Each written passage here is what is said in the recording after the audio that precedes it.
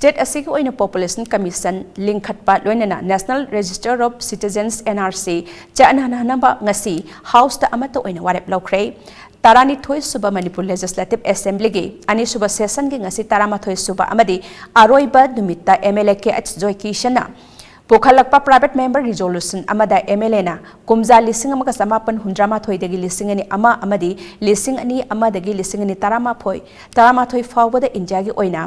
Hengalakpa misingi changa hairiba matam state hengalaki misingi changa asuki mati khenare masigi mathakta chinga madi tamgi marakta su yamna chawna khenare kumjali singani tarama thoige census ta tampakta misingi chang asi chada chama kunmanga dasmik mari rom oibada chingda chada chaniyankhai dasmik mapan lom oire phiba masne state asta lairi ba yelho misingda achauba singna ba ama pire maramaduna apikpa phurup amasu oiriba amadi yelho mi asi kanjana ba state asi oina Population Commission ama Lingkhatpa amadi Nrc Chatnahannaba House as the private member resolution oina pukhatpani masida House asina punna warep ama lomina si haiba wafam thamki pukhalakiba private resolution adugi matang the House ki leader su oiriba Chief Minister An Berena mahak su haiba wafam asi House asigi member khuding makna apamba ama oigani maramaduna House asna punna warep lomina si haiba wafam thambaga loinana House no Population Commission Lingkhatpa amadi Nrc Chatnahannaba Warep